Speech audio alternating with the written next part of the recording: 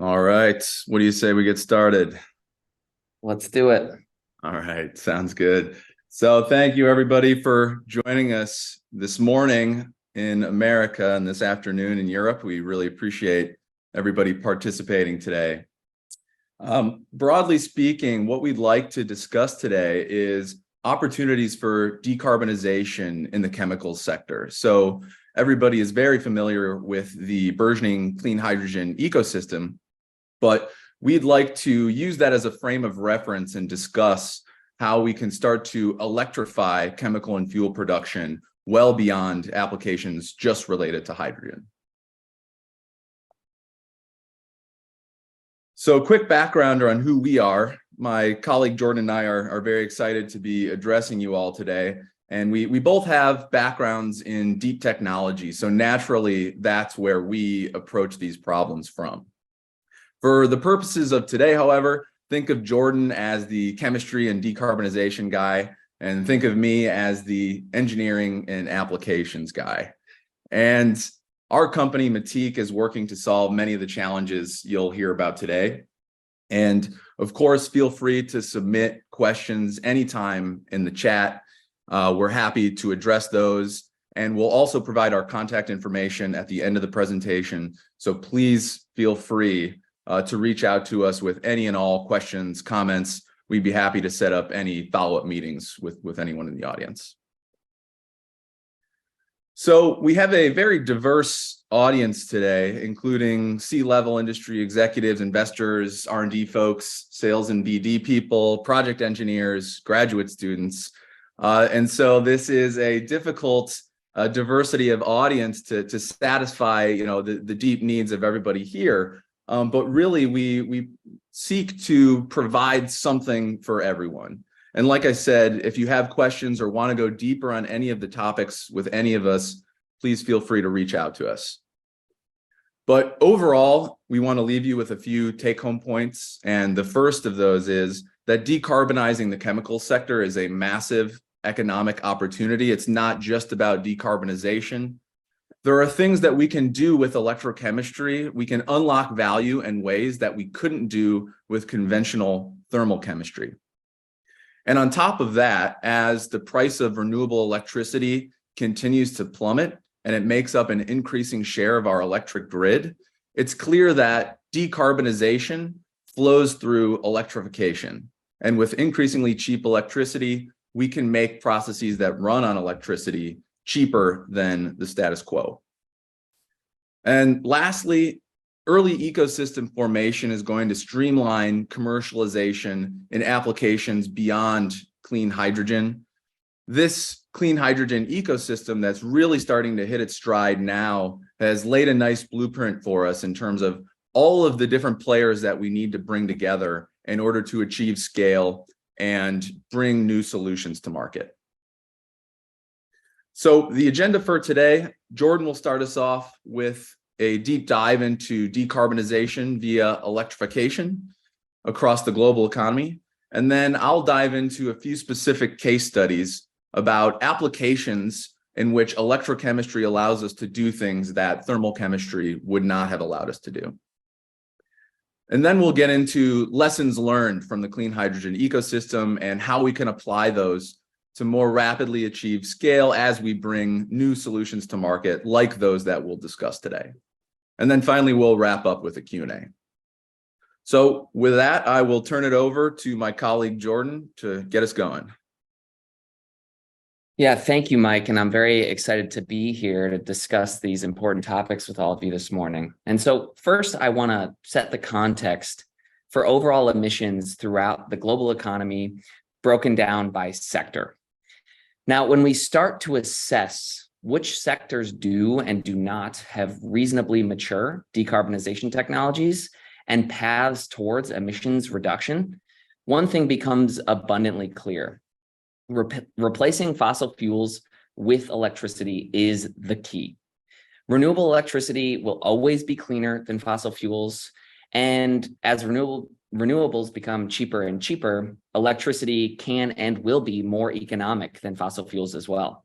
And so, for example, we hear a lot about electric vehicles. We see them all over the roads all the time. And indeed, electric vehicles are poised to make a substantial dent in transportation-related emissions. Additionally, with the increasing fraction of renewable energy within the grid, residential and non-residential building-related energy consumption becomes increasingly green by the day. Even still, these sectors that are at the forefront of really leveraging renewable electricity from wind and solar only represent a fairly small portion of overall emissions. Lots of other areas that are equally important, but considered hard to abate, such as the production of chemicals, fuels, cement, and steel, as a few examples. They're less directly impacted by the boom in renewable power and battery technologies, and therefore require alternative decarbonization or electrification approaches.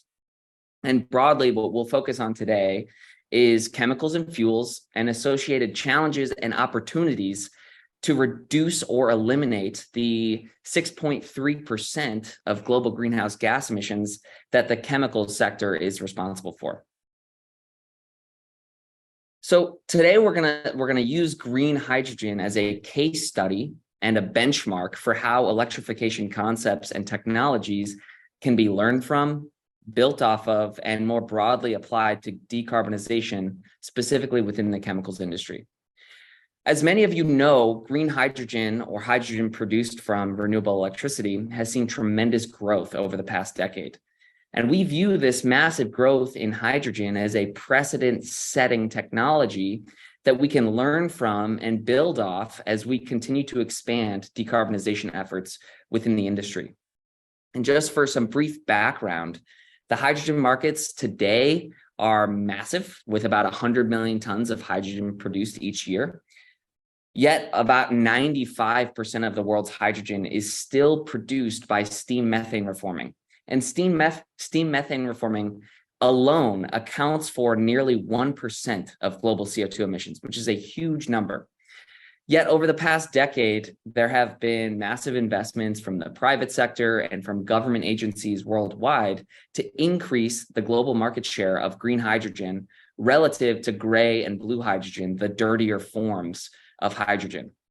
And domestically, the US has poured resources into building the hydrogen economy, from infrastructure to technology, with policies such as the Inflation Reduction Act and the DOE's Energy Earthshot program, which highlights hydrogen as one of only 7 critical energy-related technologies for decarbonization. The technology of water electrolysis has a very long history and multiple different flavors. Liquid alkaline water electrolyzers have been in the marketplace for decades, but more recently, proton exchange membrane, or PEM electrolysis, has gained significant momentum and has captured an increasing portion of the global electrolyzer market. A PEM electrolyzer allows for the splitting of water into highly pure oxygen and hydrogen using renewable electricity. And technological advancements over the past decade have, just for example, increased efficiency of electrolyzers, reduced the footprint, and enabled pressurized gas outlet streams, just as a few examples. Yet a few challenges still remain to truly grow green hydrogen to its full potential. And while electrolyzers have become increasingly more efficient and durable, PEM electrolyzers now occupy about 20% of the total electrolyzer market. But these PEM electrolyzers rely on iridium oxide as the anode catalyst. Iridium is extraordinarily rare and expensive, and if the PEM electrolyzer market continues to grow at its current rate, we will simply run out of iridium. And therefore, developing new materials and systems that match the efficiency but reduce the reliance on scarce materials like iridium is critical. And this is actually something we are actively working on here at Matique. And secondly, green hydrogen must still compete with gray and blue hydrogen from a cost perspective. And while the so-called green premium is dropping, particularly within green hydrogen, decreasing the cost of green hydrogen is a challenge, but one that can be overcome in a multitude of ways, either by dropping electricity costs or higher efficient efficiencies from the electrolyzers, more efficient catalyst materials, and lower overall CapEx of electrolyzers. And then lastly, not the last challenge we're facing, but the last one I'll discuss today, is that large-scale projects, and I'm sure many of you have seen these in the news, have been announced left and right over the past few years. However, in certain cases, many of them fall short of announced production volumes or never come to fruition at all. And in our view, there appear to be challenges across the value chain, and developing ecosystems to collaboratively bring large-scale projects to market is a challenge that we as a community need to address. And despite these challenges, the hydrogen space has come incredibly far in a very short time period. And the opportunity from both an economic and emission standpoint is enormous. Green hydrogen can deeply decarbonize some of the world's dirtiest processes, including the production of ammonia, fuels, transportation sector, steel, and many others. And the key takeaway here is that it has become abundantly clear that green hydrogen is a priority around the globe, with industry and governments racing to scale the production of green hydrogen. Yet decarbonization within the chemicals industry will require much more than just green hydrogen. And so how can we learn from hydrogen, apply similar concepts and technologies throughout the entire chemicals industry to bring its carbon footprint from 6.3% of global greenhouse gas emissions all the way down to zero? And so today we'll provide our view on how we as an industry can collectively accomplish this. And then we'll bring it to life with a handful of case studies. And so decarbonization of the chemicals industry is so challenging because it is so intrinsically linked to fossil carbon resources, so much so that it is often interchangeably referred to as the petrochemicals industry.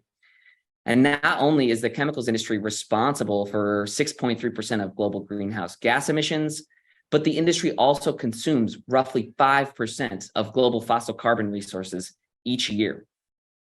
When we break down where this 5% goes, estimates vary between about 60 to 70% of those fossil carbon resources are used as a feedstock in the production of chemicals, and about 30 to 40% is used as a fuel to provide energy for performing chemical transformations, separations, etc.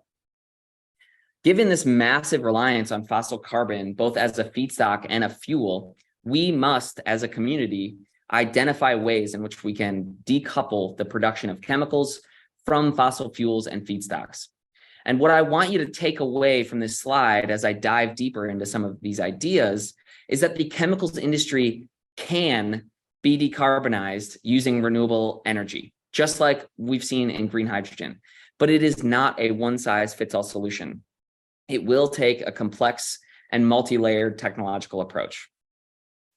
And so before we dive too deep, there are really three overarching questions that we need to decompose. What is the feedstock?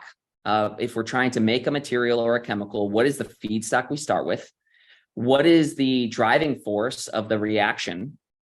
And what is the source of the emissions? And depending on the answers to each of these three questions, there are different technological solutions and pathways to reduce the carbon footprint of the chemicals industry. And we've attempted to distill this very complex web of various technological approaches down into a relatively simple decision tree.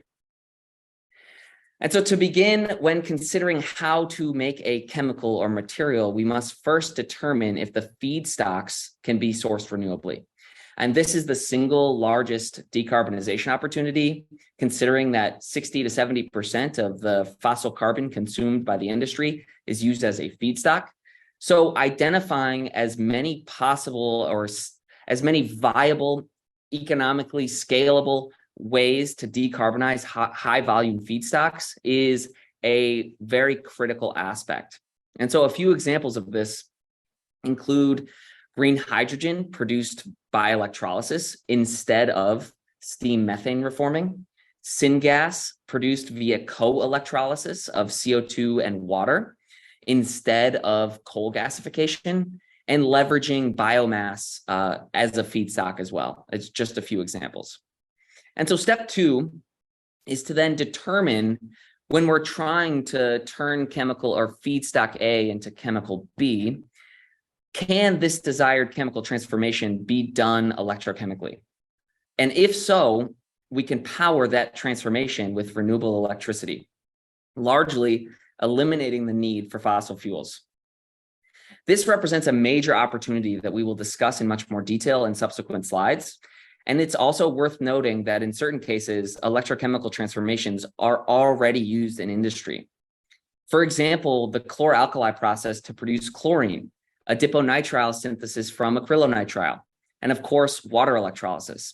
And in all three of these cases, these electrochemical processes were initially developed without decarbonization in mind. And electrochemistry was used because of its other advantages, because at the time it was the best way to make those materials. And we will discuss other advantages of electrochemistry in subsequent slides, but the electrification of these existing processes now has the advantage of possible decarbonization using renewable electricity as a convenient side benefit that we're just now starting to take advantage of. And although we would love it if every chemical transformation could be done using electrochemistry, we realize that there are many cases in which it is either not possible or with current technological limitations, it's far from economically viable. And in those cases, we must assess where do greenhouse gas emissions come from during this process.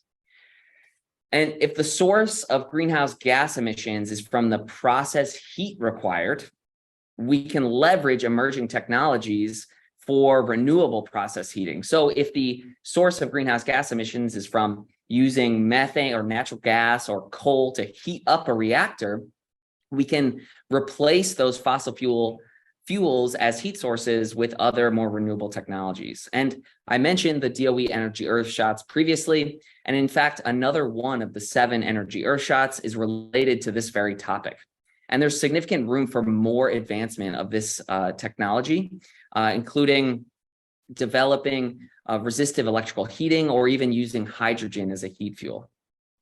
On the other hand, if the greenhouse gas emissions stem from the process itself, or CO2 or methane is an actual byproduct of the reaction, then we must use the continually advancing technologies of carbon capture, utilization, and storage to mitigate these emissions. So on this slide, each of the blue boxes represents areas in which we need technological maturation to overcome the deep-seated links between the chemicals industry and fossil carbon. Yet, in many cases, they're oftentimes interconnected. And for just as an example, if a reaction produces CO2 as a byproduct, that CO2 can be captured using carbon capture technologies, then valorized using a novel electrochemical process to produce syngas, for example, and then leveraged as a renewable feedstock for the production for different chemicals and materials.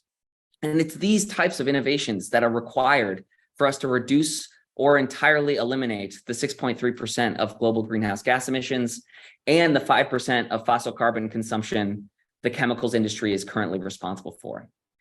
At Matique, we are driving to develop materials and systems that enable novel electrochemical processes or improve existing electrochemical processes. And so for that reason, for the rest of this webinar, we'll focus primarily on electrochemical processes that will play a significant role in the coming decarbonization of the chemicals industry, while we still acknowledge that the electrochemical processes are just one piece of this puzzle for broad decarbonization of the chemicals industry. So next, I will briefly touch on 2 prominent examples of electrolysis beyond water splitting that many of you have likely heard of. And so one of my favorite slogans these days is using the renewable electron as a reagent. And so with the precedent set by green hydrogen, leveraging renewable electrons as a reagent to produce hydrogen, where else can we put renewable electrons to work within the chemicals industry? And so CO2 electrolysis that you see on the left side of the slide leverages renewable electrons to reduce CO2, the most oxidized form of carbon, into useful chemicals and fuels. And it feels like there are hundreds of papers published on CO2 electrolysis every day, indicating that the academic community is clearly engaged in developing this technology and aggressively pushing this area. And in the literature, there are really amazing examples of developing technologies to produce carbon monoxide, syngas, which is a mixture of carbon monoxide and hydrogen, ethanol, ethylene, propanol, and even formate from CO2 via CO2 electrolysis. And in industry, the enthusiasm for CO2 electrolysis is less obvious, but still there. And many startups and even established corporations are entering this space. And for example, Topso is doing great work in the commercialization of solid oxide electrolyzers that can produce syngas via water and CO2 co-electrolysis. Other companies such as 12, Air Company, and many others are aiming to commercialize this technology as well. And the outlook of CO2 electrolysis at present is still unclear, as the technology readiness and resulting economics have many unanswered questions. Yet the efforts within the community and the potential benefits of this technology are apparent.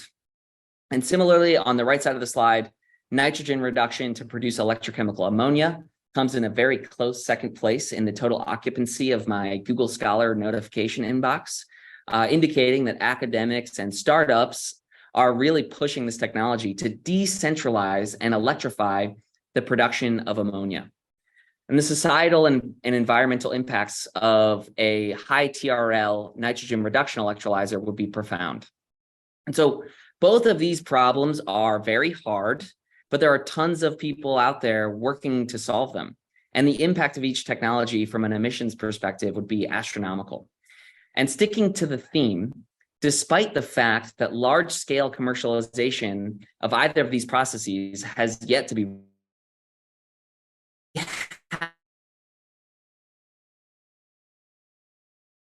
for the last decade. And without the revolutionary work done in hydrogen fuel cells and water electrolyzers at places like GM, Los Alamos National Lab, NREL, and many others, it's difficult to imagine that these related electrolysis technologies would be as advanced as they are. And so beyond hydrogen, CO2 reduction, and ammonia synthesis, what else can we do? Where else can electrosynthesis have a massive impact? And outside of decarbonization, what other reasons may there be to use electrolysis more broadly? And we see electrification as the future of chemicals and fuels production. While thermochemical reactions will always have a place in the chemicals industry, we see electrochemistry as a hugely underrepresented technology within the industry. And beyond water electrolysis, CO2 electrolysis, and ammonia production, we anticipate many benefits of electrifying other, more targeted chemical transformations as well. On the right side of the slide, you see just a few of the potential benefits of electrosynthesis as compared to traditional routes. Existing industrial electrochemistry processes have set this precedent. And now it is on us as a community to identify and pursue the opportunities in which we can reach these 5 benefits within non-traditional electrochemical processes.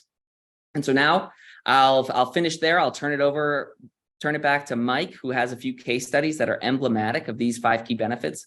And I would also like to remind everyone to submit any questions or comments in the Q&A. All right. Thank you, Jordan. So I know Jordan just threw a lot of information at you, and my apologies in advance for throwing a lot more information at you over the next couple of slides. But as he mentioned, there are some key benefits of electrochemistry as compared to conventional thermal chemistry. And I'd like to dive into a few specific case studies that explain each of the 5 benefits on the right-hand side of the screen in a little more detail. So first, we'll discuss the importance of selectivity in chemical processes. And what I mean by selectivity is the ability to manipulate molecules in the way you want while avoiding side reactions that you don't want. And so we'll discuss that today in the context of sustainable aviation fuel. So sustainable aviation fuel, or SAF, is a rapidly growing market that aims to decarbonize aviation. So of course, with aviation, we can't decarbonize that sector just by battery powered vehicles like we can with ground transportation. And the production of sustainable aviation fuel is primed for explosive growth, as aided by the US Inflation Reduction Act, which provides a $1.25 per gallon tax credit, which is quite significant. And today, SAF is primarily produced from plant oils and restaurant grease using a process known as the HEFA process, hydroprocessed esters and fatty acids. So while this is a technologically mature process, that relies on feedstocks that can only serve about 10% or less of the aviation industry as a whole, particularly as demand for aviation fuel continues to grow in the coming years. And so it's really the lack of selectivity in the processing abilities of hydrocarbons that precludes diversification of SAF feedstocks that could allow us to achieve scale and then serve the entirety of the aviation fuel market. And so this is where electrochemistry can come in. And specifically, what we can do with electrochemistry is the selective transformation of short chain carboxylic acids into paraffins. So what does that really mean? If we look on the bottom left of our screen here, we've got a few carboxylic acids, short chain hydrocarbons that can be sourced from biomass waste or fermented food waste, for example. And then utilize a process called Colby coupling that can convert those carboxylic acids selectively into paraffins, getting us much closer to the desired end product of jet fuel. And so what's actually happening in this chemical process? We have these carboxyl groups on the end of our hydrocarbons that can be selectively removed, and then those two distinct hydrocarbon chains can be coupled together to form a long chain hydrocarbon. And so typically, long chain hydrocarbons like this can only be sourced from fossil fuel feedstocks. But here, electrochemistry shows us a pathway that can enable us to diversify the feedstocks that can be used to make sustainable aviation fuel. And so if we think back to Jordan's decarbonization decision tree from a few slides ago, what we're doing here is using renewable feedstocks. So that was his first question. And then two, electrifying the process that enables us to get to that end product. And by the way, we have a side benefit of using electrochemistry in this case, where in any electrochemical reactor, we have two electrodes, the anode and the cathode, where oxidations and reductions take place. And in this case, at the anode, we're producing that paraffin product like we discussed, but at the cathode, we're actually taking advantage of extra hydrogen that's involved in our system. And so we can actually produce useful hydrogen as a byproduct of this chemical process, allowing us to add even more value to this system.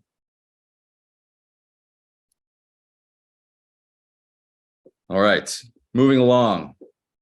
So with that selectivity in mind, next we'll discuss how electrochemistry can improve the processing of toxic gas H2S.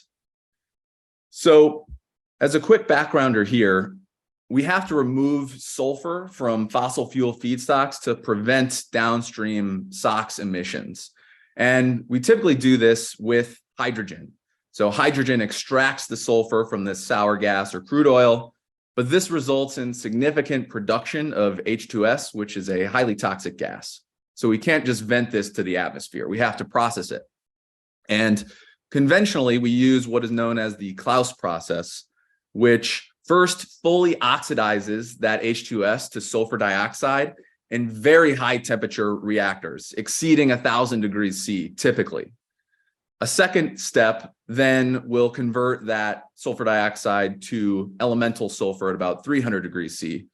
But that 1,000 degrees C step is really the problem here, where if we think back to Jordan's decarbonization decision tree, that process heat can be very carbon intensive. And in fact, about 2% of global fossil fuel demand comes from chemical process heat. And so it's reactions like this that are the source of needing those fossil fuels to run burners and get to these very, very high temperatures. So what can we do instead? We can think about H2S conversion electrochemically near ambient conditions to make hydrogen and sulfur. So what does this really allow us to do? This is the reduction of H2S to sulfur. And then at the other electrode, we are producing hydrogen. So this allows us to do two things. One is avoid that very carbon intensive first step of the reaction. So we can avoid entirely that 1,000 degrees C thermal step. And secondly, instead of wasting that hydrogen that's present in our system and producing water, what we're doing instead is extracting value from the system by producing hydrogen. And so we can either use that clean hydrogen for on-site applications. So consider that a regeneration of that hydrogen that we can then use to further extract sulfur from our fossil fuel feedstocks, or sell that clean hydrogen out into the broader market. So ultimately, thinking back to the decision tree here, we're doing two things. We're electrifying this chemical process, and we are avoiding process heat that would be ordinarily needed.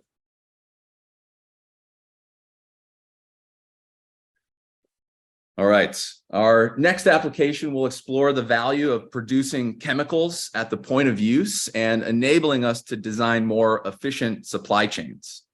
And the example we'll use here is hydrogen peroxide. So this is a large market as it stands today. Hydrogen peroxide is typically used for pulp bleaching for a diverse array of paper products, as well as for wastewater treatment. And its use cases are actually expanding as it's increasingly viewed as a green oxidant for more chemical processes beyond these initial ones. However, the conventional production of hydrogen peroxide leverages the anthraquinone process, which requires large centralized production facilities that allow us to achieve the economies of scale needed to make the numbers work. It also uses a high temperature synthesis process in organic solvents. And because we are producing hydrogen peroxide at centralized facilities, we need to transport it then to where it's actually needed. But concentrated hydrogen peroxide is an explosion risk. And so it must be diluted to about 10% or less in water for safe transportation.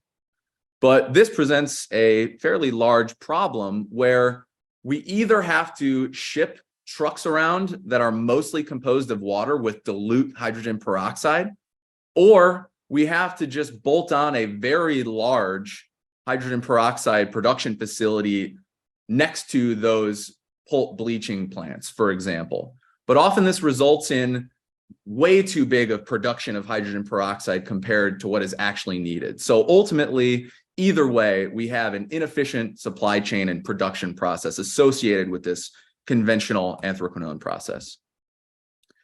So instead, what we can do is electrochemically produce hydrogen peroxide from water and air instead of from fossil fuel feedstocks.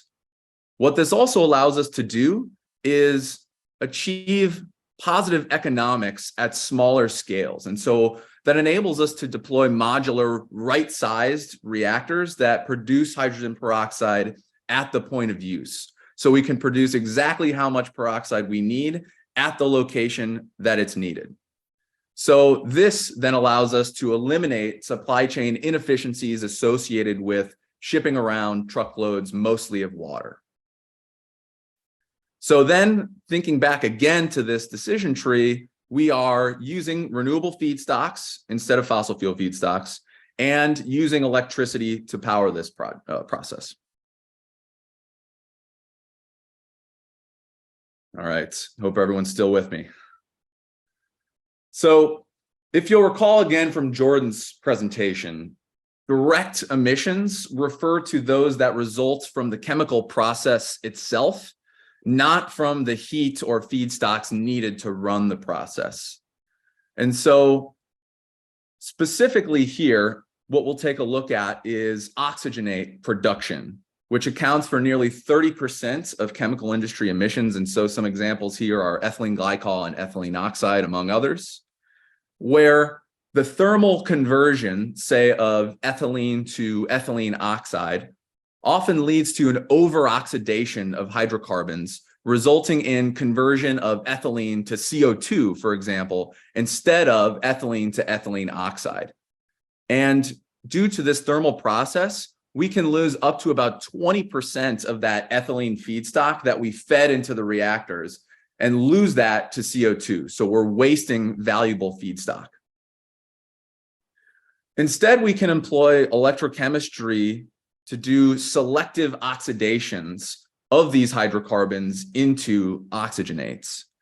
And so we mentioned selectivity earlier, and it comes into play again here, where these selective oxidations allow us to avoid those direct CO2 emissions and ultimately eliminate a very large chunk of CO2 emissions to the tune of hundreds of millions of tons of CO2 per year based on these processes alone. And again, we can observe something really interesting about electrochemistry, where we have two reactions happening in the same reactor. And so the bottom left example shows us that in propylene to propylene oxide conversion, we again have extra hydrogen in our system that can be used to produce usable hydrogen. And so again, we're adding value at both electrodes. And as a result of this, we can start to think about really interesting chemical plant design, where we can couple these reactions in such a way that that hydrogen can then be used at a different place within this same chemical plant, reducing the amount of other hydrogen that you need to create from either steam methane reforming or water electrolysis. So it's reactions like this that can really boost the efficiency of chemical plants. And I'd also just like to mention that Ted Sargent, who's on our scientific advisory board, recently wrote a really nice overview paper of this kind of process. And so we're excited to be working with him as well. All right, so for our final case study, I'll be talking about cost. So to achieve scale, ultimately, we need to bring down the cost of production of an electrified process to be below that of the status quo. And specifically, what we'll be discussing here is polyethylene terephthalate, which is one of the world's most important plastics, very ubiquitous for use in things like plastic water bottles.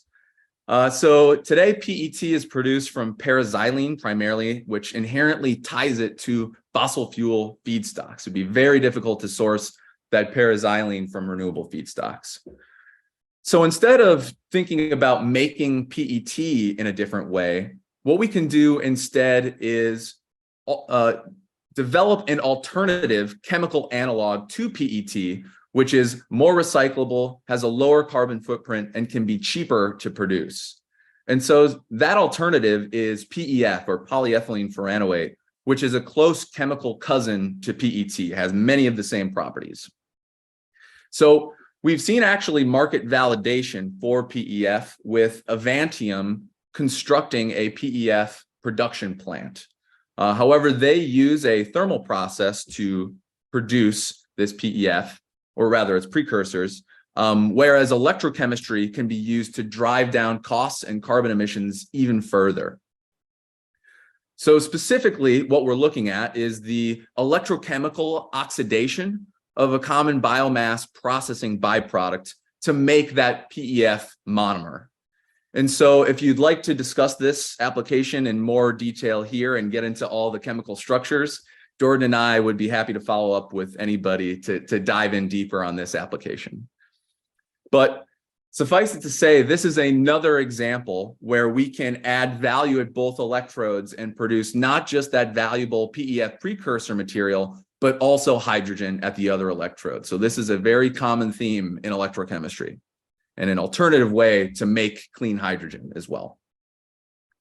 So today, PEF, this PET alternative, can be produced at a slight premium compared to PET.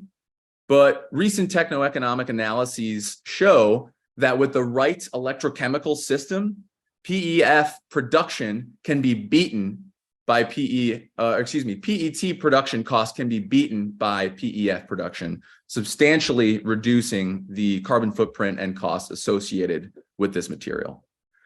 And so again, this is a significant decarbonization opportunity, both in the use of renewable feedstocks and an electrified chemical process. Okay, so that wraps up our case studies. I know I went through them quickly, so I hope they made sense. And like I said, happy to dive in deeper about any one or multiple of those with folks in the audience today. All right, so we'll wrap up here by discussing the burgeoning clean hydrogen ecosystem, which has laid a really nice blueprint for how we can bring new solutions to market and achieve scale. So this is a very complicated ecosystem. If we've learned anything from clean hydrogen ecosystem development, where the technology developers are worried about better and cheaper catalyst materials, better membranes, better stack designs. The manufacturers are concerned about sourcing materials at scale and driving down the learning curve. The project developers are worried about securing long-term contracts, both on power acquisition, but as well as on feedstock. It's quite complicated. And then the operators are concerned about the long-term durability and reliability of these systems. And finally, off-takers are pulling demand all the way through this system. And this is all happening under the rapidly evolving regulatory environment where things like the US Infrastructure Bill and the Inflation Reduction Act are providing incentives on the onshored manufacturing of electrolyzers, but also on the production of clean hydrogen itself. But there's a lot of questions that are still being answered, say on how are we sourcing the electricity used for that clean hydrogen production? And so it's been a very interesting past couple of years, and we look forward to seeing where this industry goes from here. But as we expand beyond clean hydrogen, how can we learn lessons from that first iteration and accelerate new solutions to market that go beyond hydrogen, like the ones we've discussed today? So specifically, the technology developers will be thinking about new high-impact opportunities and developing holistic electrochemical systems and catalyst materials that will enable the efficient production of new chemicals and fuels from electrically driven processes. Manufacturers, as always, will be concerned about manufacturing at scale at low unit costs and navigating the supply chain constraints associated with the key materials they need. Project developers will be acquiring renewable power at low costs, designing projects to maximize value add, and making sure all the numbers work for these processes. And then operators minimize electricity costs always, make efficient supply chains like the ones we discussed with hydrogen peroxide, for example, and maximizing system lifetime. And ultimately, off-takers will be concerned about the carbon footprint of the products that they're actually purchasing. And so our objective really is to bring all of these different players together, including government, to make sure that we streamline commercialization and accelerate these very exciting new solutions to market. So with that, I'd like to leave you with 3 key takeaways before we jump into a quick Q&A session here.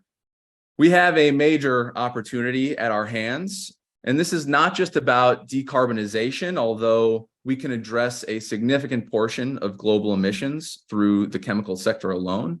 But this is also an economic opportunity where electrification enables us to run chemical processes and supply chains more efficiently so that we can cut costs and carbon. And like I mentioned, we can do things with electrochemistry that we could not do with thermal chemistry, unlocking new avenues for value add. And finally, if we leverage the lessons learned from clean hydrogen so far, we can accelerate new electrochemical solutions to market that leverage renewable feedstocks and really drive that carbon footprint of the chemical sector close to zero. So thank you all for your attention today. Thanks for sticking with us. We really appreciate that. Our emails are both listed here on this slide, so please feel free to reach out with any questions you have. We're happy to dive in deep on any of these discussions. We're obviously quite excited about all of the opportunities here. On top of that, we are hiring, so please reach out if that is of interest to you as well. So thank you again for your attention, and we'll conclude with a few questions here. Jordan, if you want to lead the charge there. Yes, absolutely. I will also note that our job openings can be found on our LinkedIn page, but also feel free to reach out to either of us if you're interested in learning more. So we have a bunch of questions in the Q&A, and Mike, I'll let you take a breath for a moment, and I'll take a stab at the first one. So what aspects of electrosynthesis technology are most lacking for implementation beyond hydrogen, CO2, and ammonia? And so I think this is a really important question. And there's multiple aspects, and I'll just touch on a few. And in my view, I think the most important thing that we as a community need to do is identify the highest impact opportunities within electrosynthesis. So we provided 5 case studies today, but there are almost certainly many, many more opportunities that make sense from both a technological standpoint and an economic standpoint. And really from there, from an actual real deep technology perspective, we need to start kind of from the base of all of these applications. So how can we actually develop catalyst materials to selectively perform industrially relevant transformations with high selectivities that is competitive with thermochemical processes? How can we design reactor architectures to maximize current density or product formation and minimize byproducts? Also, we need to consider things like, what are the byproducts, and do they make separations more costly and more difficult? But really, I think the most important thing in my mind is identifying those opportunities and demonstrating that they can be performed at current densities and selectivities that will make them competitive with thermochemical processes, while keeping all of these, from the very beginning of the technology development, keeping in mind the fact that we need to scale and manufacture these reactors to make them mean anything to the industry at the end of the day. And so that's my brief answer to that question. Mike, if you have anything to add, feel free. Otherwise, we can tackle the next one. Yeah, the only thing I'll add is to echo your comment about the manufacturing as well, where the at-scale manufacturing of water electrolyzers and fuel cells that's happening today will certainly lay the foundation for the next applications in manufacturing these reactors at scale. Right. Okay, Mike, I will tee this next one up to you. So what you care about is not renewable sources of electricity, but sustainable and clean sources of electricity, such as nuclear, right? Yeah. I would say I have to agree with that. Renewable is always great, but sustainable and low carbon footprint is really a key aspect to make these technologies truly decarbonizing throughout the industry. Yeah, with nuclear, of course, is a zero carbon electricity source, and so as we start to evaluate the carbon footprint of the chemicals and fuels that we make using electrically driven processes, nuclear certainly would score well, but we'll also follow the guidance of the US government as well as we continue to develop the incentives for clean hydrogen production, and specifically, the rigorous tracking of where electricity came from in order to produce hydrogen. We'll follow the guidance in terms of how they classify nuclear as far as production goes of hydrogen. Okay, Mike, another one for you. So what are some of the CapEx or infrastructure challenges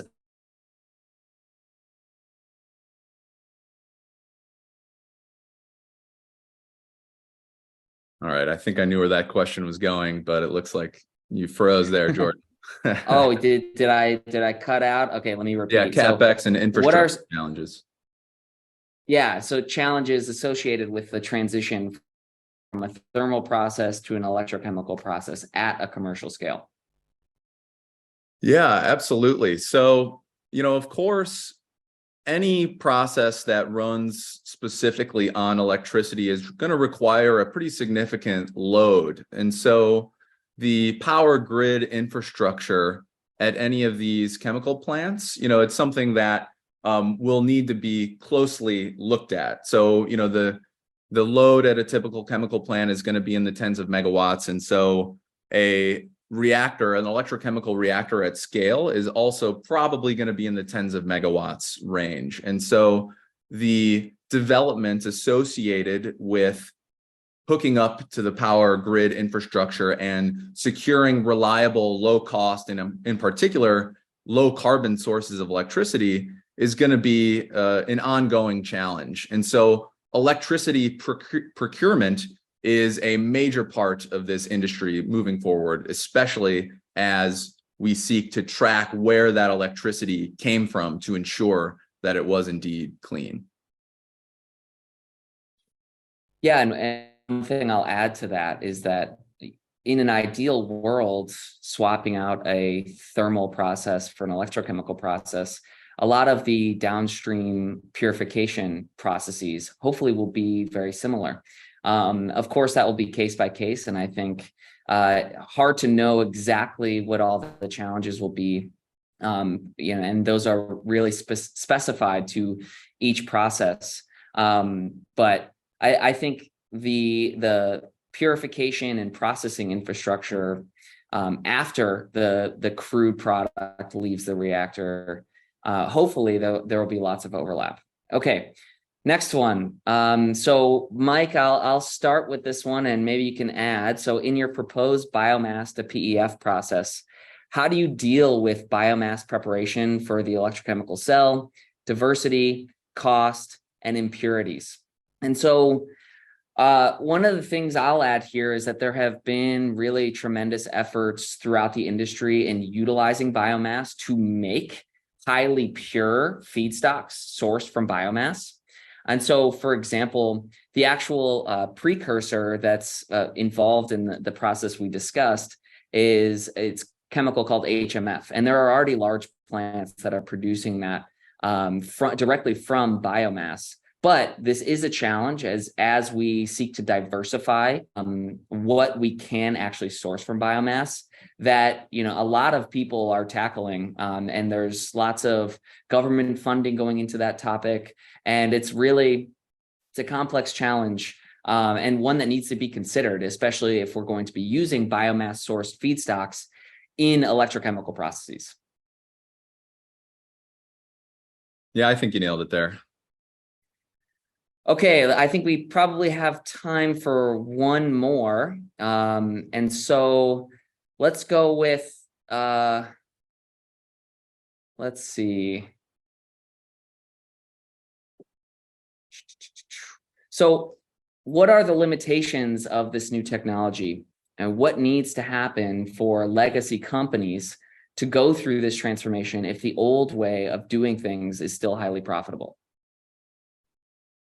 Yeah, it's a really important question as we move forward here. And so really, our objective is to start by identifying where there are acute pain points in the status quo.